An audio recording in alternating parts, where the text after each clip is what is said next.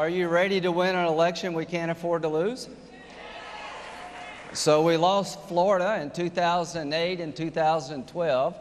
Do you think we'll win in 2016? So how do we win? We get more votes than they do. So I want to talk to you about a couple of things. Number one, you have two wonderful candidates from Florida running for the presidency of the United States. You should be proud. I want to thank the Republican Party of Florida for hosting this event and not charging us any money to run for office.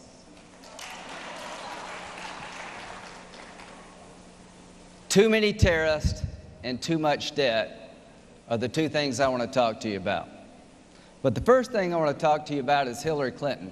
How many believe she'll be the nominee of the Democratic Party?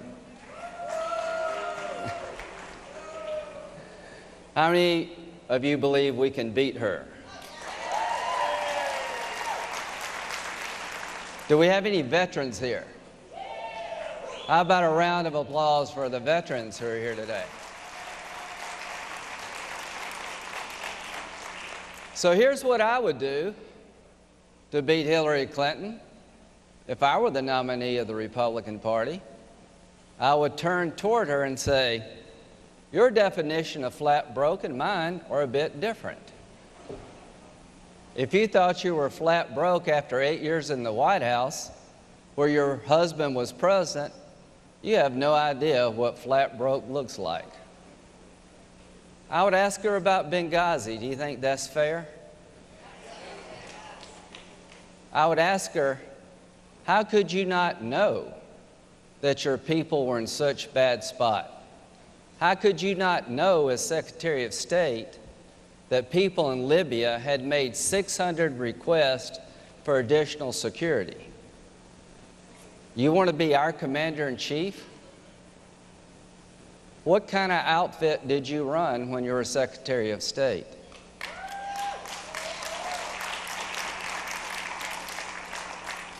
The closest thing she's ever come to being commander-in-chief is when she was in charge of the State Department. And on her watch, 4 people were killed by Al-Qaeda terrorists. And before the attack, she let them down. During the attack, she was AWOL. And after the attack, she lied about what happened to them.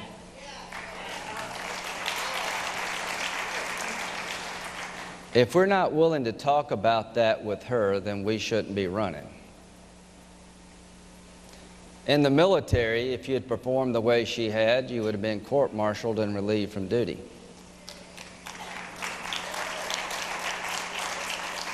On the night of the attack, she never picked up the phone to call the Department of Defense. Can you imagine? You're the Secretary of State. All hell is breaking loose in Libya, one of the most volatile regions of the world, on September the 11th, the anniversary of the attack, and you never pick up the phone to call the Department of Defense.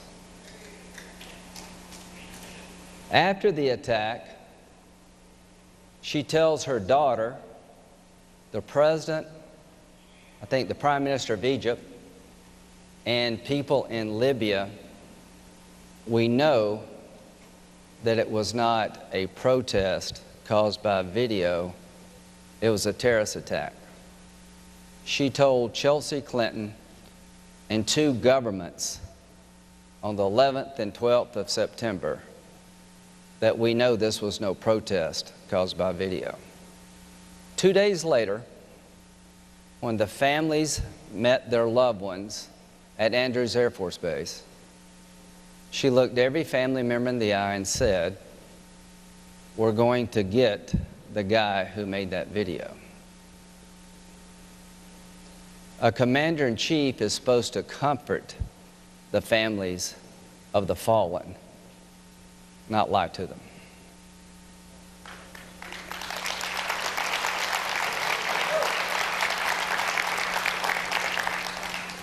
When Susan Rice got on television 5 days after the attack and told the entire world there's no evidence of a terrorist attack, this was a protest caused by video, and the consulate was strongly, substantially, and significantly secured, Hillary Clinton never said a word to correct the record. Why am I talking to you about this? The world is falling apart. I've never seen more danger and threat to our homeland than I do today.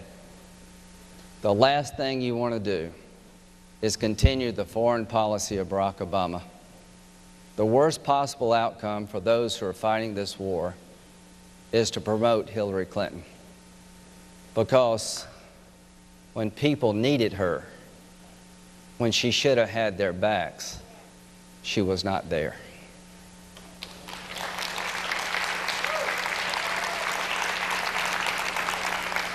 Some people think Benghazi doesn't matter. It matters a hell of a lot to me.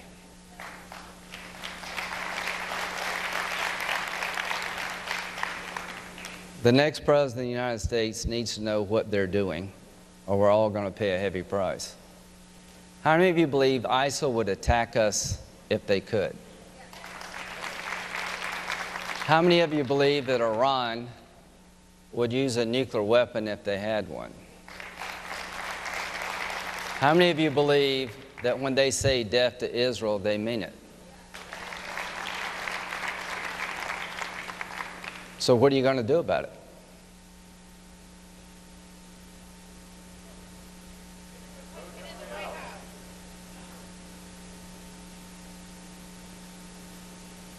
No. It's not just getting a Republican in the White House. It's coming up with a plan. Having determination, a desire, the will to destroy radical Islam before they destroy us and our friends. It's about rebuilding the military and using it smartly. How many of you believe we're going to win this war from the air? How many of you believe we need to send people on the ground to destroy ISIL? You want me to tell you what I would do? I would kill every one of these bastards I could find.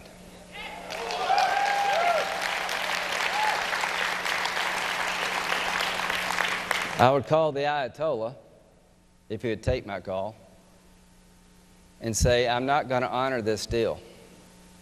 We're going to start over. How many of you believe this is a religious war we're fighting?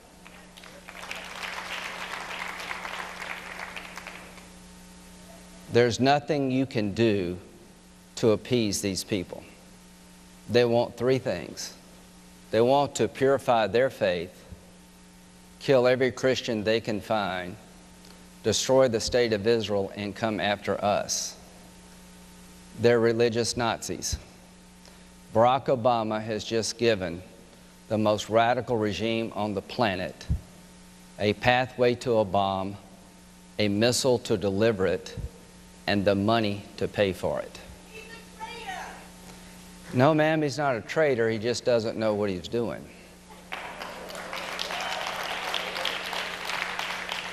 How many of you think Iran is going to change for the better in the next 15 years? During the negotiation, they have toppled 4 Arab capitals. The ink on the agreement is not dry. They put another American in jail. They have sent ground forces to Syria to disrupt our operations in Syria. And they have tested a missile that can reach Israel and our forces in Europe in violation of UN sanctions, and we haven't done anything about it. I hope you understand that it's just not about a Republican president.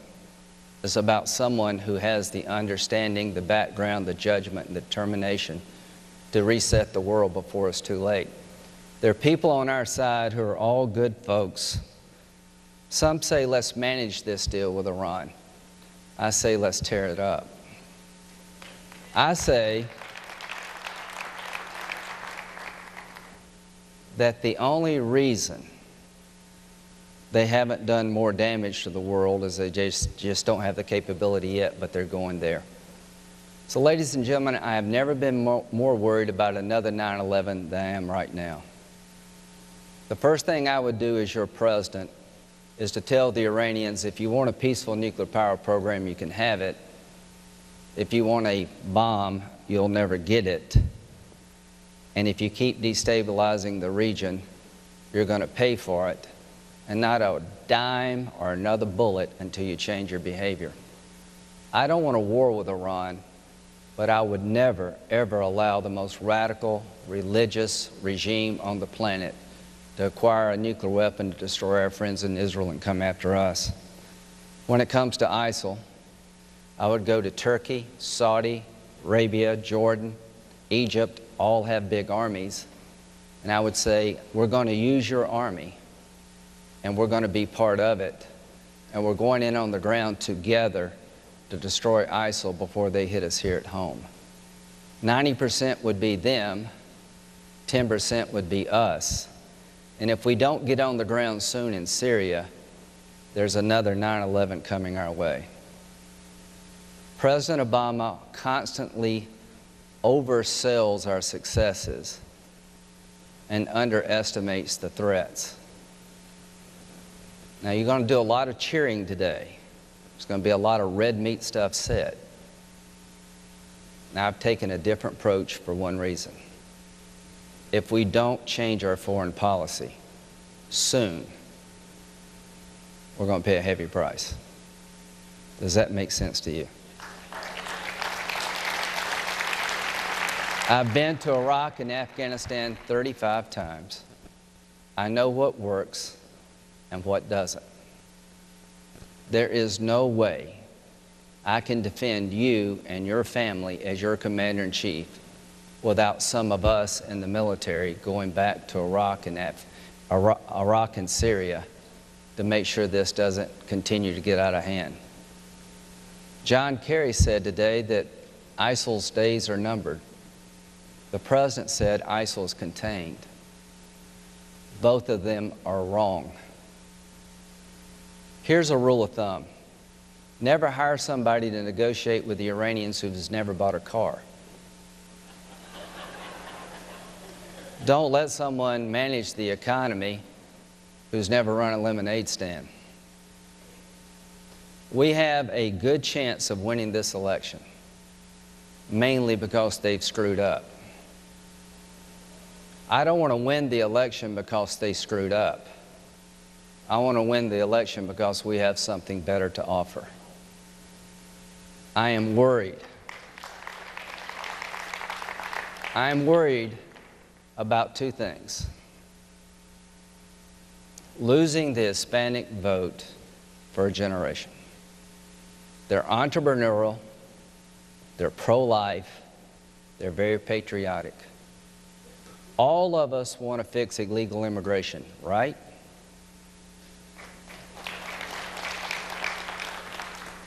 I want to do it in a fashion so that we don't have a third wave of illegal immigration. I want to fix it and fix it forever. I want to secure our border because we must. I want to control the visa system because we have to. I want to increase legal immigration because we're a declining population. In 1950, there were 16 workers for every retiree. Today, there's 3. In 20 years, there's 2. Strom Thurmond had 4 kids after he's 67. Anybody want to do that? Anybody think they can do that? Join the Optimist Club. We're going to need legal immigration in the future because we're a declining population. What I would like to do is pick people from all over the world, just not Mexico.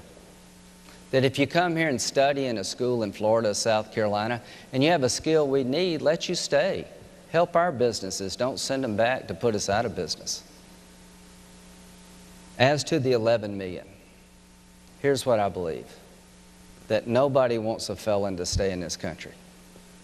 And the best way to find out who the bad people are is to give the good people a chance to come forward. And here's what I would do. If you're here illegally, raise your hand. come forward. If you can pass a criminal background check, you can stay on the following conditions. You have to pass an English exam to stay. I don't speak English very well, but look how far I've come. You have to pay a fine for the law you broke so we can have money to build the border security we need. You can't cut in line of somebody who's been patiently waiting.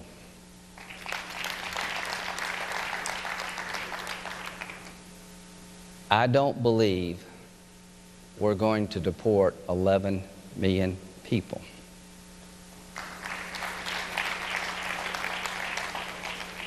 We're down to 27% of the Hispanic vote in 2012. I've never seen a better opportunity for the Republican Party to rebuild our relationship with the Hispanic community than right now. President Obama has been a lousy president for people of color.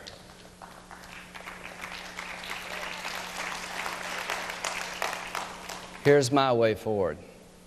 There are churches full of people in the Hispanic and African American community who believe just like you do. Anybody here pro-life? Who's the most pro-life demographic in all of America? Hispanics. Anybody here believe in traditional marriage? What group in America believes in traditional marriage the most? African Americans. To those who say Republicans have to be socially liberal to win an election, you don't know what you're talking about. Republicans have to reach out to faith-based minorities who share our values and form a coalition.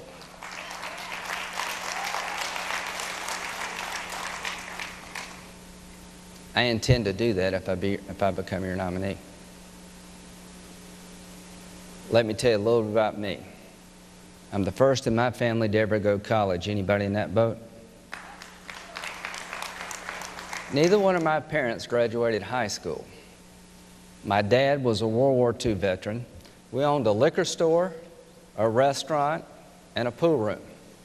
This is why I would be a good president for you. I grew up in the back of the liquor store restaurant until I was in high school. We didn't have a shower or a bathtub. I took a bath in a metal wash tub. Has anybody ever done that?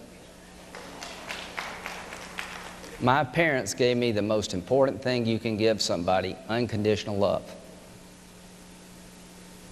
My sister is 9 years younger, and in 1975, we took our first vacation as a family to Disney World. It's like going to Mars for the Graham family. We got on a plane and we went to Florida. The highlight of my life. I was a sophomore at the University of South Carolina. Yeah, go Cox. Within a year of coming back, my mom was diagnosed with Hodgkin's disease and she died. Life was good one minute and the next minute it was awful. We got wiped out because we're underinsured. We were broke. I don't need a lecture from a Democrat about health care. And I don't need a lecture about being broke. 15 months later, my dad died. I am 22. My sister is 13. If it wasn't for my family, my friends, and my faith, I would not be standing here today. If it wasn't for a Social Security check coming into my family to help my sister, we would not have made it. I am 60, I'm not married, I don't have any kids. I'd give up some of my Social Security benefits to save a system worth saving. Ladies and gentlemen, put me in the ring with her. We will have a good discussion about how to defend this nation and how to take it in a new direction. To America, if you want to change foreign policy, don't elect his Secretary of State. She's the one that started this mess with the Russians and the Iranians. And if you believe Washington is out of control and there's too much government and your kids don't have much of a future, don't pick her because she'll continue the policies that Obama has put in place. Thank you for caring about the party.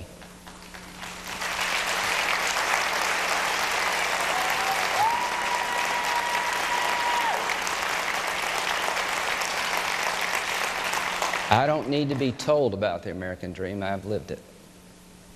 Can you go from the back of the liquor store to the Senate? Yes. Can you go from the back of the liquor store to the White House? I don't know.